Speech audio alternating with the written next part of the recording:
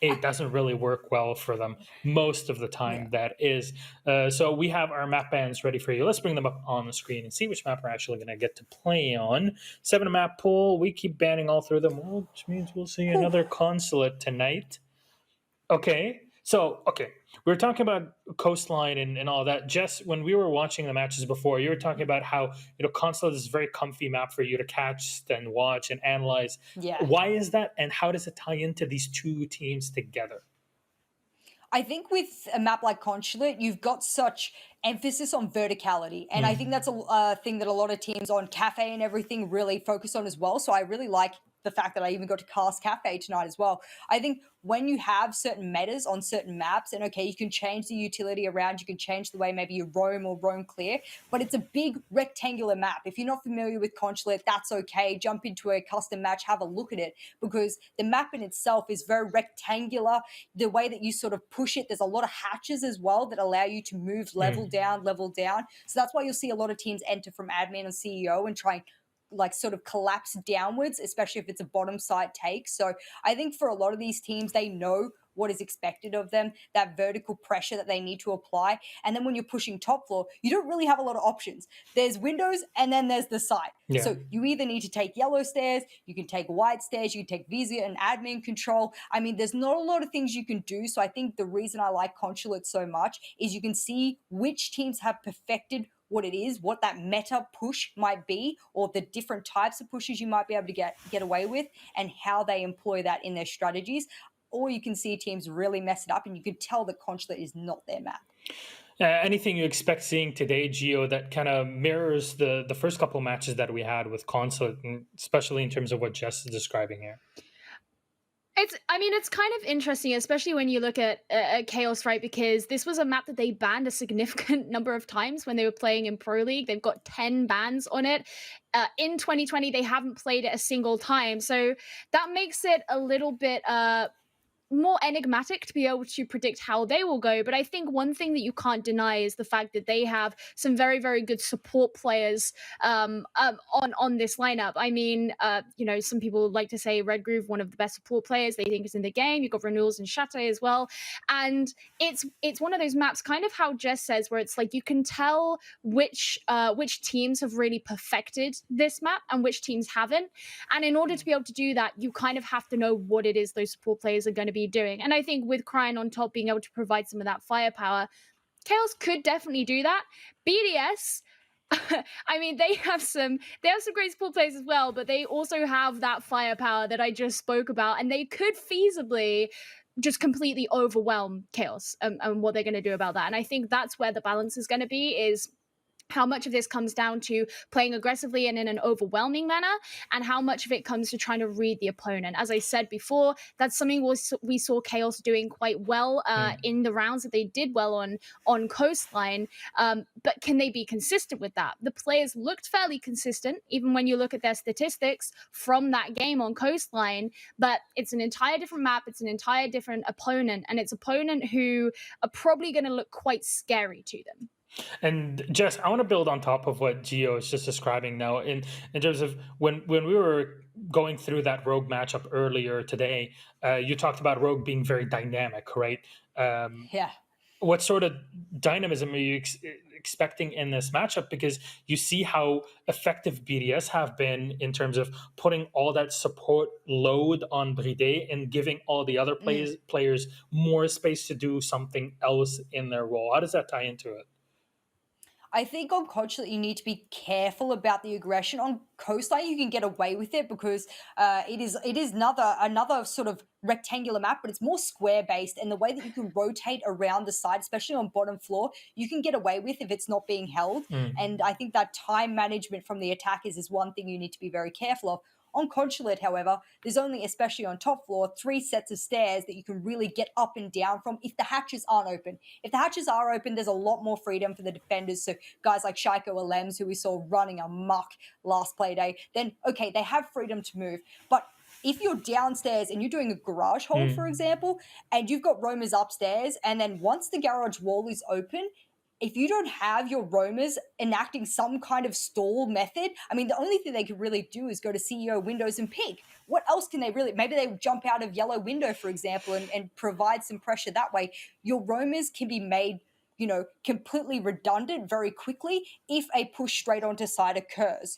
So what I want to see from BDS here is if they're top floor or they're defending top floor, for example, I want to see them bring C4s from below so that not only Shaiko on the Jaeger, for example, we've seen him play a lot of Jaeger, is really scary, but you know that you have to remove him now because he has a plant denial utility. So I think that's a huge thing for BDS is that, okay, you got scary players, that's all well and good, but they can't do much if they're blocked off of sight. So a Nomad ban would be good.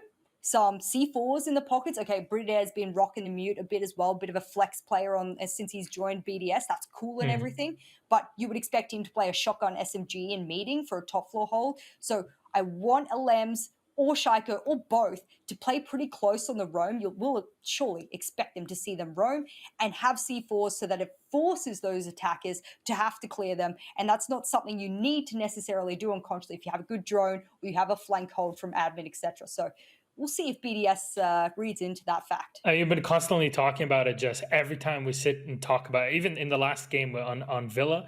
It's just, I always prefer for people to use their utility first and then use their guns. Yes. And I'm all with you on that. There's a reason why you have that utility in the back pocket to use it instead of just taking a gunfight that you don't know if it's going to actually secure you that 100% kill. Gio, I want to talk to you a bit about the operator bans, since we're talking about the generalities, what each player can offer in terms of ratings. You're looking at BDS and how they usually are playing. Any operators that you see Chaos should kind of be aiming more towards banning in this matchup, specifically on Consulate, to kind of help them out? I mean, the interesting thing is, so I actually didn't get to see the BDS game that was played before, but like there are certain operators that I know were brought out. Jess mentioned before she hopes that something like the Nomad is going to get banned out. That's going to prevent the ability to have those rotations because of how important the staircases are here in Consulate. And almost definitely you're going to expect to see a Valkyrie get banned, right? Because it's Consulate. It's Consulate, right? Yeah, I'm with you. But I think that, probably going to end up seeing Thatcher be banned as well, purely because obviously everyone's relying on that utility so much, and it's something that Jess was talking about very strongly, is when you have that available to you as the defender without having to worry so much about the kind of threat that you have coming in from the attacking side, that gives you a very good advantageous position. And actually earlier on when we saw the Empire game, they had Thatcher available to them, and we saw how those EMPs got used to be able to get rid of a lot of that utility, when it was required. And I think it can really stunt the attacking push when you don't have that available to you. And we did see, Playday, his most common attacking operator that he used on Coastline was IQ. It'd be interesting to see if something like that did get brought out by him, if there is going to be a lot of this electronic equipment and things like that has to be gotten rid of, especially when you have to play vertically like you do in Consulate. But as for something really steadfast of a ban that's going to be a target ban per se, I'm not entirely sure. I think Consulate is one of those maps where it's like, there are certain operators you almost always expect to be banned. Valkyrie being one of them. Like I said, you get the Nomad get banned a lot because you want to, not be shut off from using those staircases. But I'm not entirely sure when it comes to target bans. Anything more on your mind, Jess, about target bans with these two? Because and maybe you can dig in this after, specifically watching that cafe game with G2 and Navi. Chaos are a team that definitely doesn't shy away from a Monty, and there might be some moments to go for it in this game. I think given that we see guys like BDS ban Capitao a lot, almost like one of their most frequent bans ever, I just sort of imagine that we'll see them ban him out just because that's a real comfort ban for them on multiple different maps. Last time they played Consulate, I think was French League against Maestria, and they banned Capitao. So I can almost be certain that they would ban that again. And I'm hoping, given that, I mean, we've seen Wamai have huge impact, maybe they'll ban Wamai again. We've seen them ban Wamai before, so maybe they're going to bring that ban back in. Yeah, actually, very possible. But before we go even deeper into this, let's have a quick look at what people think about the match at home. You can vote on all of these games by going on our social media on Twitter, R6 Esports EU, 78% for BDS. versus the 19 of Chaos. Honestly, after watching Coastline last Playday, understandable. BDS very comfortable with their game against Vitality. Playday, as I said, whatever they pay him to get on that team, and what you're saying, just give him a tiny bit more. He's definitely done his job on the squad, and this is a man that has been immensely underrated for so long, and it's only been in the past 6 months that people kind of noticed, hey, he's actually pretty good. Maybe we should kind of give him a bit more of that limelight that he so rightfully deserves in the region and internationally in general. I hope we get to see more of this team internationally after their play at SI. Definitely a possibility in the near future. So yeah, I guess we're getting ready for this one. Predictions though, we've broken things down as much as we could. Gio, how do you expect this to go? I think given what happened on Playday #1 and things that we've seen from these teams in the last few months, I would be kind of stupid to not predict BDS. I'm sorry, I just feel that way. So I'm gonna say BDS. I'm with the audience here. Well, Gio, it's a good thing you're not Swedish, right? So it helps you out in that matter. Very distinctly the Queen's English, as James was doing. That was a great impression. I'm was awful. told by. Okay. It was bad. It was bad. We don't shame people here. Jess, how do you expect this to be? Look, I think people will think it's a sort of a bias thing because I've been following BDS for so long. It doesn't work that way, but yeah. I definitely don't think that this is a bias. You'd be silly, like Gio said, to not put your money on these guys. They got it, unless a Nomad ban doesn't come out and they get stopped from jumping out. We'll see how that goes. All right, so let's head into game of final matchup of this evening: Chaos versus BDS. All yours, casters. What up, Famalam? Welcome back to the desk. I'm here with Hap for this final game. It is the final one of the evening. I know it's been a bit long. I know the last hour slowed down, but let's end it on a real high. And what better team, Hap, or what better two teams, should I say, to end things on a high? I'm looking at Playday. I'm looking at Shaiko. I'm looking at all the boys here to really step up. Is Crying enough of a match for them? Or will those two run riot on Chaos the same way they did against Vitality in Playday #1? Well, at least it chose a good map for it, Consular. The map that is known for its aggression. We might really get to see how these two teams match against each other in just pure fragging power. Whether or not Crying, as you said, is going to be able to match Playday, going to be able to match Lems or Shaiko on the likes of BDS, and how the rest of Chaos is going to be able to, well, show up right behind them. Absolutely. Well, into the bans first and foremost, and we'll see how these shape up. It's going to be the Thatcher coming away first and foremost. Can't say I'm massively surprised. Gio did touch on this on the desk. I think a very, very popular ban on pretty much every map these days for a variety of reasons. Makes things like the Kaid more effective when trying to hold down a hatch, for example, but also to clear out any blockages, air quotes, should I say, coming across things like a Mute or a Mozzie setup. Capitao going to follow through as well for the side of Chaos. Loved by a lot of teams, especially for clearing out places like Yellow Stair or going for a smoke plant inside a garage. Valkyrie going to be the next one, normally paired up with something like a Nomad ban here, but I guess in the fact Nomad's available, it's not going to be the end of the world. You'll probably see these teams looking to use that, and Wamai going to be the final one coming out of BDS. Isn't the first time we've seen them ban the Wamai away. I believe they also did the same the other day on Coastline, because a lot of teams are starting to rely on this as their answer towards all the utility spam that a lot of teams are bringing out. Remove away either the Jaeger or the Wamai, more often than not the Wamai because he has a shield, and things suddenly feel a little more comfortable for the attackers. Definitely, we are going to lobby press to start things off. Instantly seeing that line being picked up right here from Chaos. Also the Nomad to be used. Now that should be able to at least tone down the aggression of BDS a small bit, especially in these defense rounds. Of course, they're also going to be going up against it, so they're going to be keeping that one in mind. But maybe it's going to be just enough to slow down BDS enough to get Chaos the actual advantage right here early on. Attackers need to locate and defuse as many bombs as they See how it goes. It's going to be lobby to kick things off. Not really the most conventional first sides that most people will go to, but here I'm not upset by it. I always like the idea of being able to sort of set teams in your first pick, right? The whole reason why you have all four sides open, well, not the whole reason, but a very big advantage you have, I should say, is that you can choose where you start things off. You can bait them into making some bad picks or maybe things that aren't always optimized for the site. And on some maps, you'll say, well, you're going to bring the same attacking lineup all the time.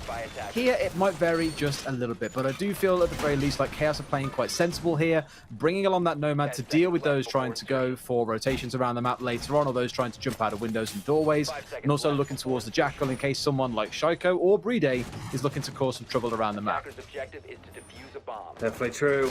All right, let's see how this current setup is evolving. Hatches are, well, one is opened up, the other one not yet. Rafael might be putting up a reinforcement, doesn't look like it though.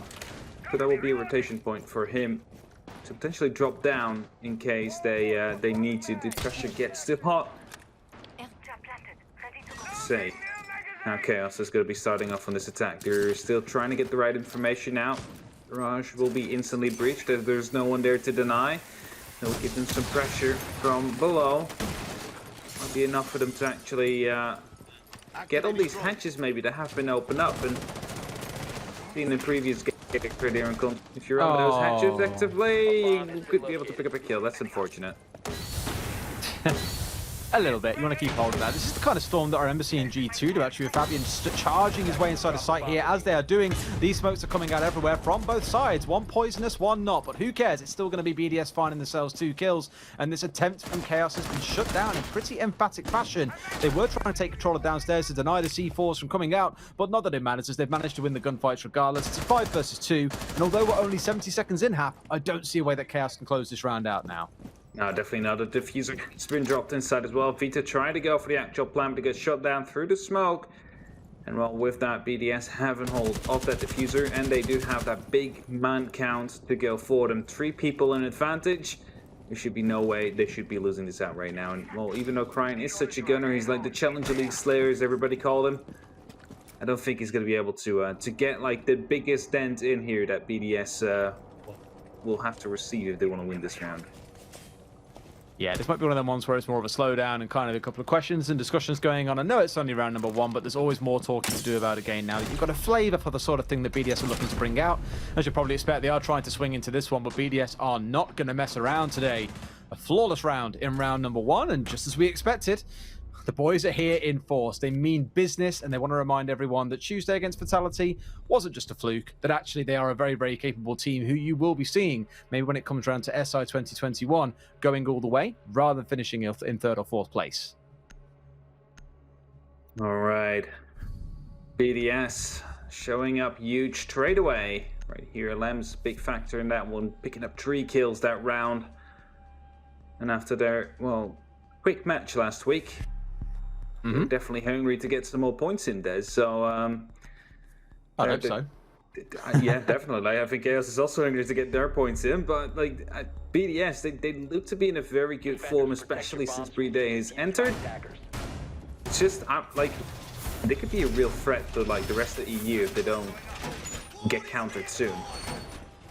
It's not so much getting countered, right? Like, I think a lot of these teams are still trying to get each other figured out in some way and understand what it is they like to play. And for the side of BDS, it's been a relatively comfortable couple of days. You would wager that maps like Coastline, Club, and Consulate, the 3 Cs as we call them in the UK, are the comfortable ones. It's where a lot of teams will default to. They are old maps, not a whole lot has changed on them. Yes, we had the slight rework coming into Club, and it has changed how it's played a little bit, but teams generally tend to be very, very comfortable playing on that map regardless, I think. So BDS don't have to show too much. They can just have the players go off on one and do what they do best, which is kill people.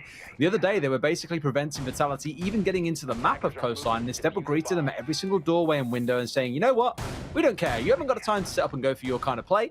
And it seems like they're trying to go for a similar thing here as well. We did have a spawn peek coming out of Shaco off of Yellow Stairs. Sadly, Chaos has spawned out towards admin side instead, and probably will be starting their offense off on that side of the building. Definitely Vita quickly repelling up right here, hoping to catch someone off guard on the likes of BDS.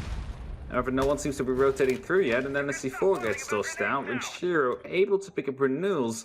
With that, 2 of the grenades have been removed, and also importantly, a soft breach that has the opportunity to create these rotates to allow Chaos to, well, move through these admin areas a bit more safe, a bit more flexible.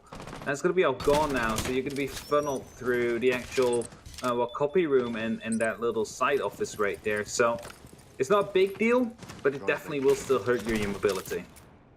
I'd be really curious to see when BDS come up against a team like G2, who are very controlled, composed, maybe a little bit slow at times, but very rarely leave anything out to dry or getting caught out, how they would fare up against BDS, who so far as what we've seen are playing ridiculously aggressive against every team. That first kill there was a C4 out the window, as you saw. No time for renewals to even get set up, let alone use a frag grenade at any point in the round. So it is definitely putting a thorn in the side of Chaos, where they just can't afford to play the game they want to be playing.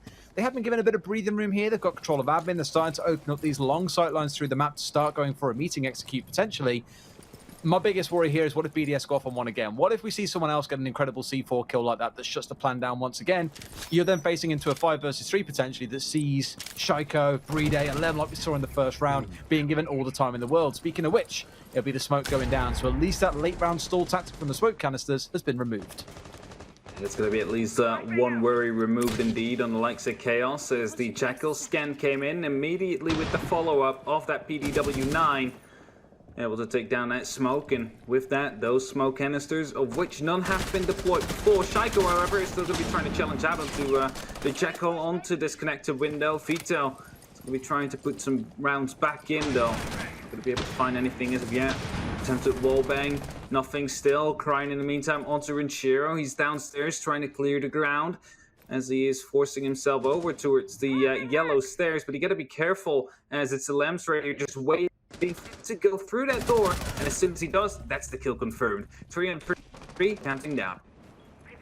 I felt that's a comfortable part for Crying, is when it gets to that mid-round, when everything's slowed down a little bit and they say, Crying, go for a walk. And go for a walk, he does. But it's still a couple of kills being traded back and forth regardless. Shaiko did find one. Lem's now been shut down. But look at the 2 players left for BDS. These are the 2 that you want. But equally, Red Groove, one of the best support players I have seen in a long time, is going to find a single kill here. His teammates down. Should have time to be able to save this one out slightly. But it's Shaiko in a 1 versus 2. Can he find the kill? He finds one. Goes for the second and finds it as well. You cannot discount this man, even in a numbers disadvantage. Another round to BDS. I'm just confused as why you go for the pickup with 2 to 3 seconds left. There would have been not enough time. Shaiko could have even just rotated all the way out, and it wouldn't have been able to get the plan down. So really confused as what was happening there in the likes of Chaos. Shaiko played into it perfectly, got the 2 kills, managed to win that round, but you should have just went for the 1v1 at that point. I mean, looking at Chaos as a team, the one thing I've been very fond of and very keen to see is that as a team, they are one of the oldest that we all know in CG Esports, right? And I speak about them as a journeyman team. When I say that, last year, 37 wins, 1 draw, 38 losses. They were almost bang on a 50% win rate in all competitions that they had or any games that they played. So seeing those kind of stats coming into this year, you think, okay, business is normal, not much is going to change. They drop secretly, they pick up Crying. You think, okay, they now have a very competent, aggressive fragger who, if you watch them in the Nordic Championship, you'll know what he can do. He gets to that mid-stage in the round, like I said, when Chaos are kind of set up and feel comfortable inside the building, and they'll say, Crying, go for a walk, and he will just go and find himself a kill or 2 and really swing the advantage in his team's favor. My biggest issue is that they can't really do that in this game, and this is why I think there's a clash of styles here, is that BDS are as aggressive, if not more so than Crying, and are probably just as, again, if not more capable of shutting him down than Crying would be of them. So I'm wondering what the extra edge is that Chaos are going to have in this game. Consulate being one of those maps where you would generally favor a team to win a few attacking rounds. So far they haven't found one, but they did come pretty damn close, if not for Shaiko's incredible clutch in the end of that last round. Definitely true. And talking about Grind, of course, during the Challenge League and the Diffuse Gates and part of the Benelux before he transferred, he also did that same thing. He's like that Freyr. He's like, as soon as you got control, you just let him loose and let him do whatever he needs to, and you act upon the opening that it creates. But right now, BDS able to just shut him down. Yes, he might pick up some kills, but he's not really able to open up these big gaps that we're used to be seeing from him. And this Chaos might be struggling a bit right here on trying to get the extra control they need to go for a proper execute, even though, as you said, they can't come close. We'll see how things go this time round. No one has been spawn peeked inside the opening 30 seconds or had a C4 thrown at their face, which is always a nice outcome to have, I guess, at the opening 30 seconds. Lem's actually nearly down as well on the Vigil, losing about 75% of his HP. Puts him in a slightly precarious position where he doesn't want to find himself getting picked off again or caught up in another firefight. 1 bullet will be more than enough to knock him over. You can see them with this kind of scattered setup here where they've got yellow stairs covered inside a bathroom as well. The sort of thing you come to expect. But for the side of Chaos, it's, let's take every single window we can here. Let's try and box BDS in and see what happens when they start trying to roam around during the mid-round. So all they've got to do here, I feel, is just play a little bit static, don't panic too much, and look to find these angles. That is a great one here by forcing one out of the bathroom. It turns into a free kill. Indeed, it is. Vito will be able to pick up the first one. Cryan will follow up right here by just descending the yellow stairs right here. Is getting a spot from his beloved teammate on that Jackal. That should be, well, Shaiko sorted out. The question is, are they going to be able to chase him down quick enough to actually act upon the information they have just gotten? Because we are playing in the garage and kitchen. That is the bomb site we need to deal with. Cryan right here needing, well, he needs to take care of these electronic devices, and with that especially the electroclaw, and he can. It's placed on the ground, so it's easily for him to be taken out. He just needs to take the time to actually go for it. Instead they use a grenade to clear it out, and that's effective too, but the second one is being tossed in right now, and they'll actually get it. There we go. Ooh, nice timing. Definitely And is. the second one's in, so yeah. as long as he's quick about this, he should be able to get it now, but by leaving it the longer he does, it might be a chance for another bit of electrification to come out, and in fact, maybe even before then, they're going to find a kill. So it's Shadow going down, and Shiro finding that kill onto the Nomad of all people.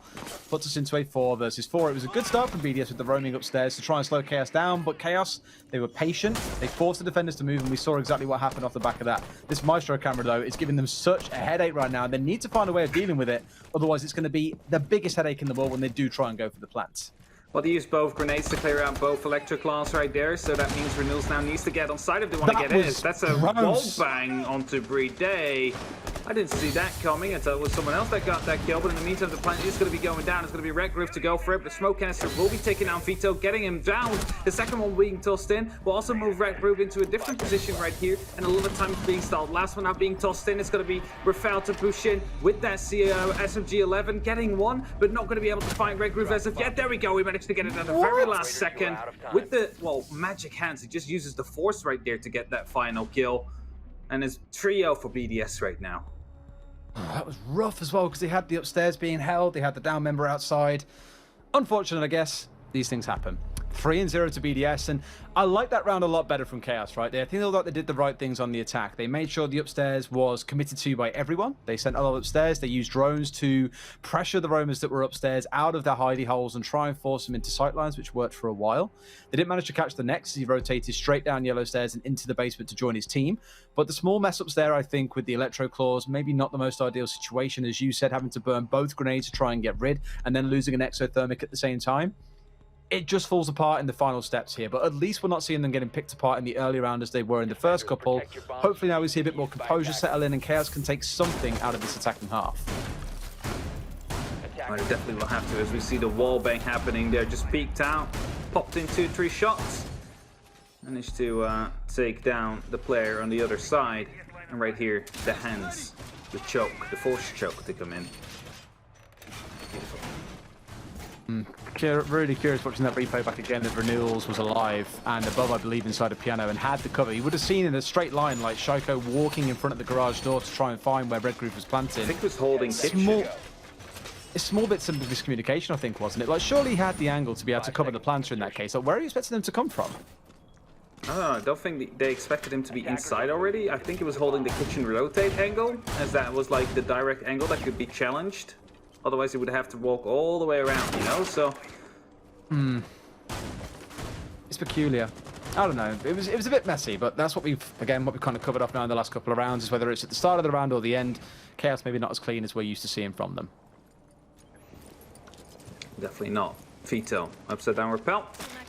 We'll be hoping to pick up someone early, as we are in lobby press, I believe, right now. Yes, we are. No repelling admin coming in. There's going to be some castle barricades they have to deal with, but that's not an issue if you have a sledge on your side. Someone will make some quick work of that one. Easily trying to push through right here, holding the angles, but no one peeking as of yet. There is, however, 2 people around, projector and connector, so they have to be careful with that one. Big focus for them, like you say, is getting control of meeting, I think, forcing the players that are out of there to drop through the hatch, which I believe they may well have done now, as the pressure was building up from Vito on the window. In the game we saw earlier on today, it was a case of blowing that table wide open, destroying that front face of it so no one could play safely behind it, and then forcing them out of the room from there. They do have these kill holes from below that I feel they need to be quite mindful of, though. We've seen that kind of double floor spray come through in the game earlier on that Dev Marta got very, very excited about. Straight from this hatch you can see on the floor, all the way up. It is pretty ugly and hard to contest at the same time. So hopefully they're mindful of that, and Chaos, again, just take their time with things here. They've lost a few drones, but I'd say nothing that is absolutely heartbreaking when you've still got 90 seconds left in the round. All right. 80 seconds counting down. Flashbangs being tossed in. Red Groove looking to get that reverse planted, but first needs to deal with some of this barbed wire. Lems is still from below, and well, has a C4 available. You got to keep that in mind, as Vita will be taking down Renshiro. It's going to be the first kill, the first opening that Chaos will need to get into this round, as Vita then picks up Shaiko as well. Great angle being used indeed, as you mentioned.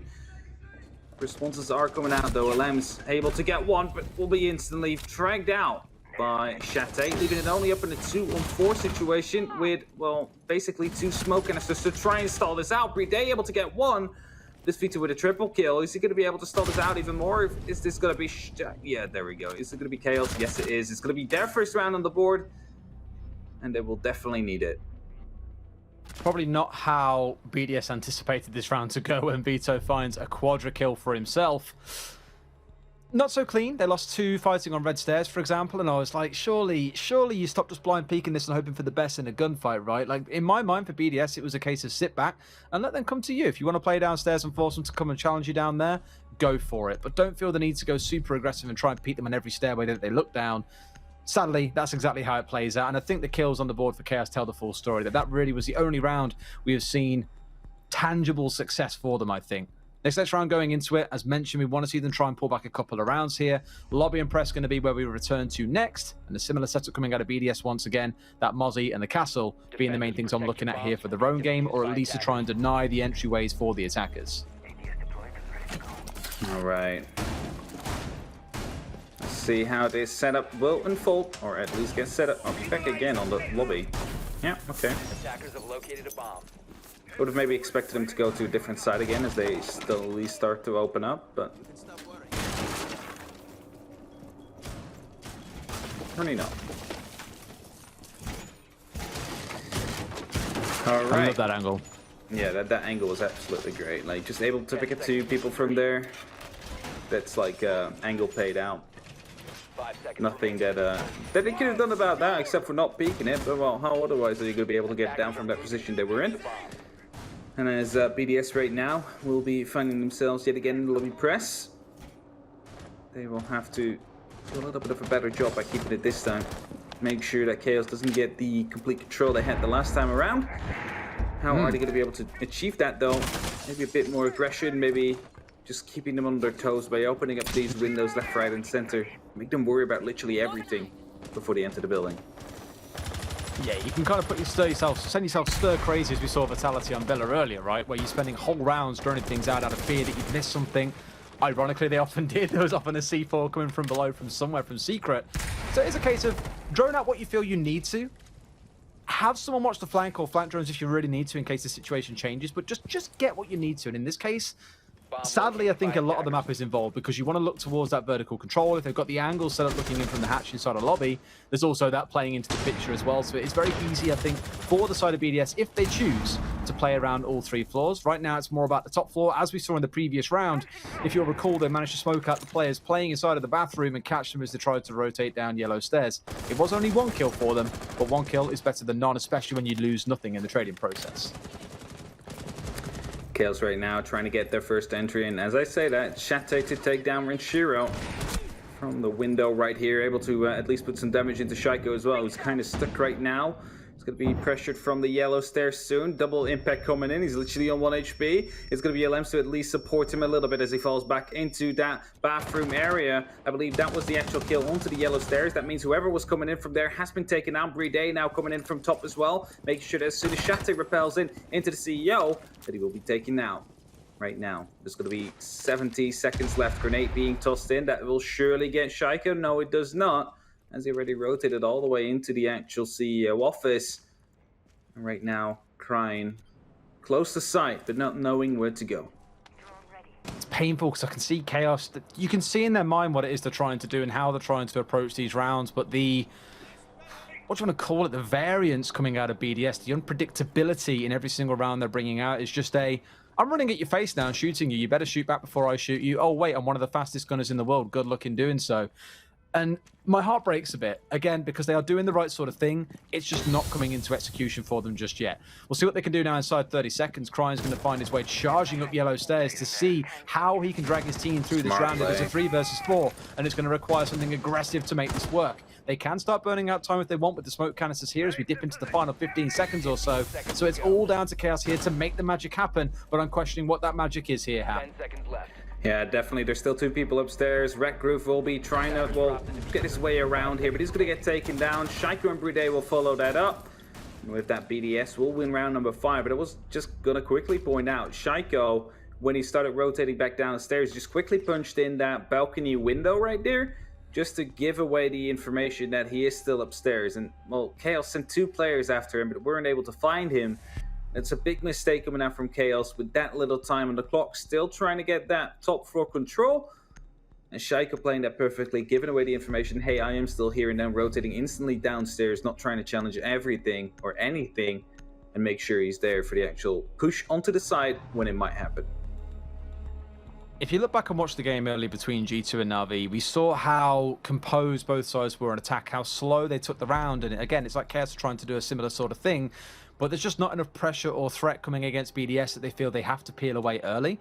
The fact you still got members running around on the top floor with about 20 seconds still left to go is kind of a bit of a thinker as to, you know, why haven't they been removed earlier? Where's the pressure coming in from the players while they're still alive? And it's looking worrying for the side of Chaos, and I even think when they switch over to the defense, are you going to be able to keep up with the pace coming out of BDS? Because as it stands, I'm just not convinced.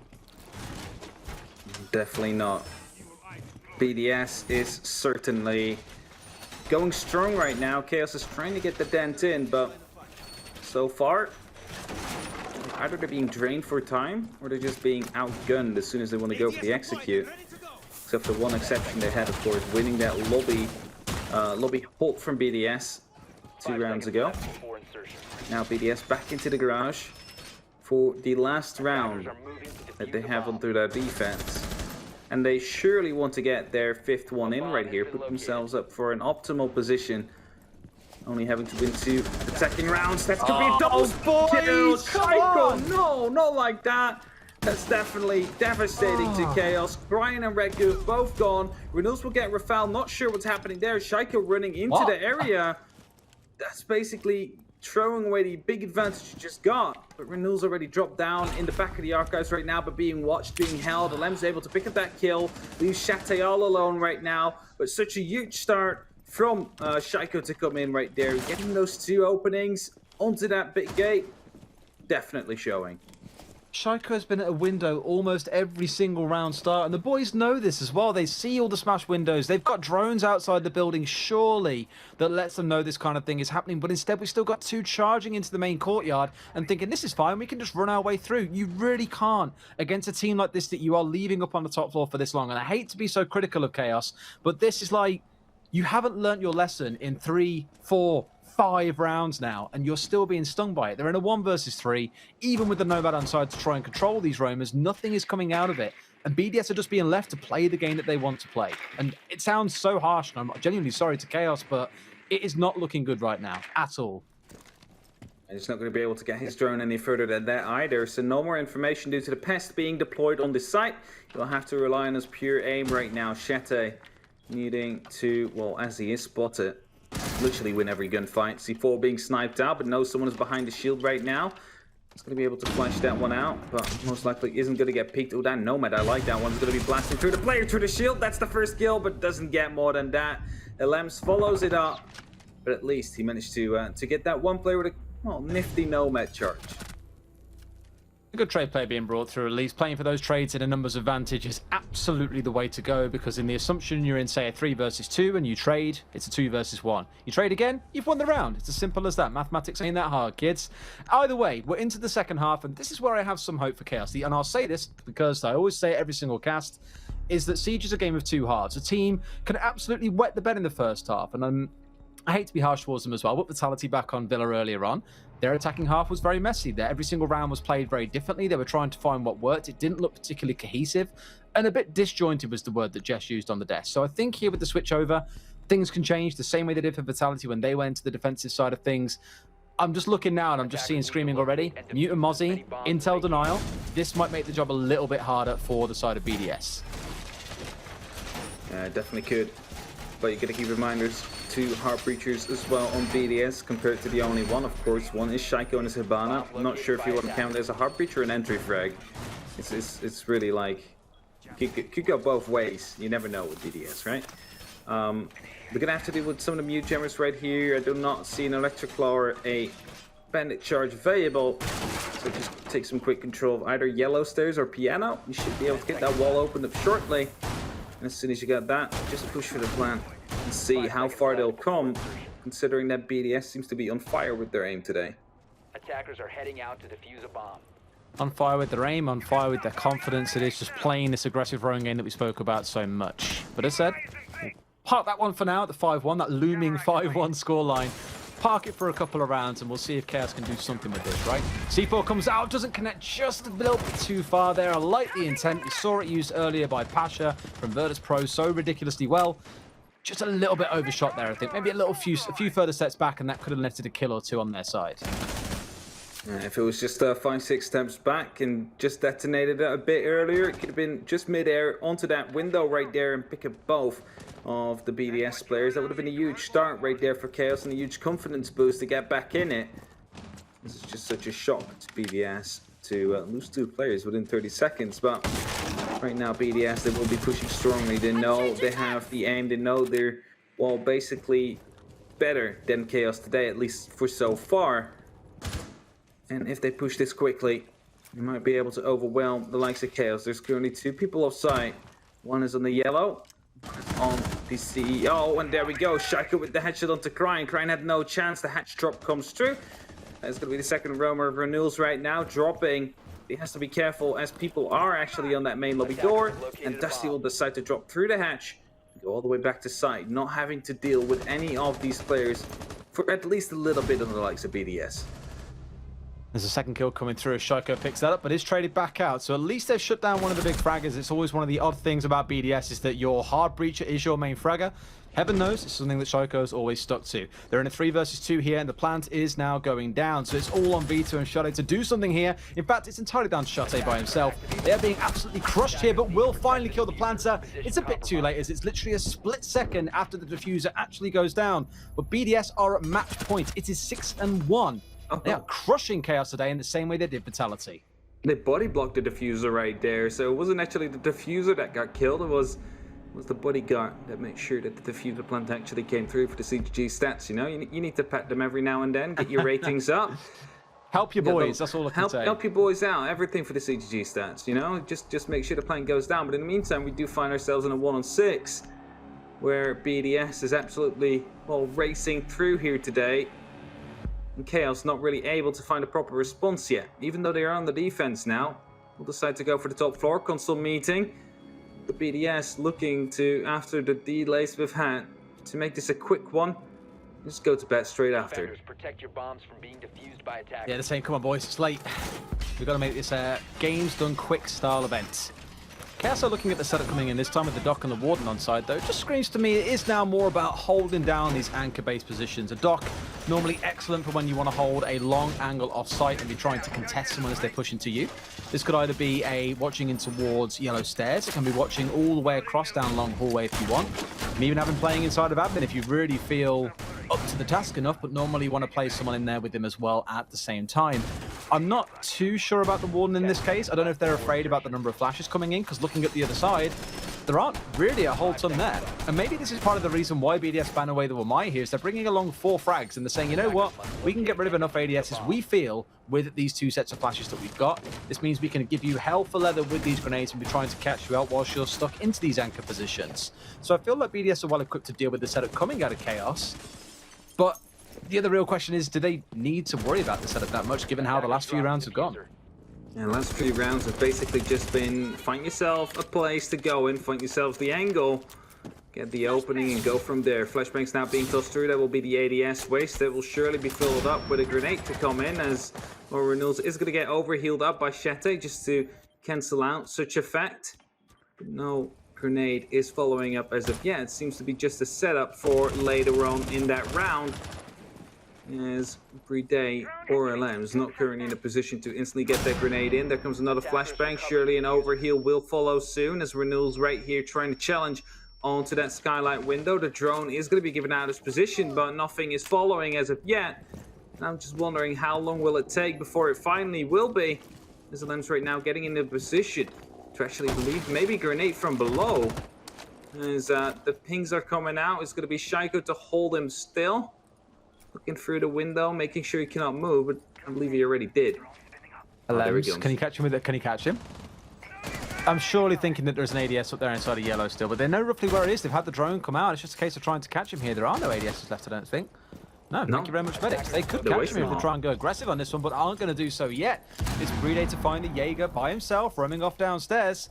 We're into a 5 versus 4. This is a slower round, but you can see the patience coming out of BDS here. Lots of drone work, lots of alterations, lots of space moving. A great grenade comes out. Renewals is down to just under about a third of his HP. One more grenade should be enough to finish him off here. And let's just say, BDS has still got 2 more in the tank. Yeah, the question is, however, do they still think he's in this current position? In the meantime, the heals are coming in into Renewals as well. Who is now going aggressive onto Shaiko, indeed. Managing to pick up that kill, but he has to be careful because there comes a double impact and that finishes him off. The stun will be confirming he is indeed down there. And the Lems right here will be able to pick up the kill onto Vito. Now instantly will be pushing up these yellow stairs, confirming that kill, but maybe Shate is in time with the heal. Gets the last stim pistol, is going to be used. It purely is going to be called out. The flashbangs are going to be at least stunning them for a bit longer.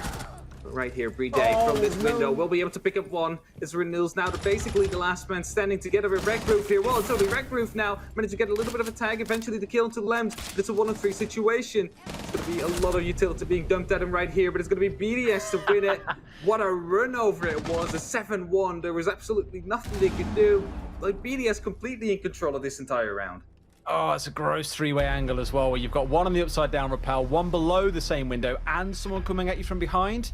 Clinical coming out of BDS is the best way I'll describe it. The best thing I can give to Chaos in that game was actually what Renewals did in that final round. Realised that they were most definitely going to come up with another grenade once they managed to drone him out. So what did he do? Charge down yellow stairs and look to contest whoever was pushing up. In the case where you know you're guaranteed to pretty much die, it is one of the best things you can do. But in my mind there, BDS just showing the absolute power that we thought we'd see at the start. Playday and Shaiko, the 2 players we were talking about and saying, can Cryin stand up to them? The answer, as it turns out, is no. Not today, at least. Maybe in the next stage when they meet again, but not right now. And indeed, as you said, in these dying moments, maybe it's just better to take a charge at it. You know who else is going to be taking a charge at it? It's our analysts. You're so right, Hap. Wow, what a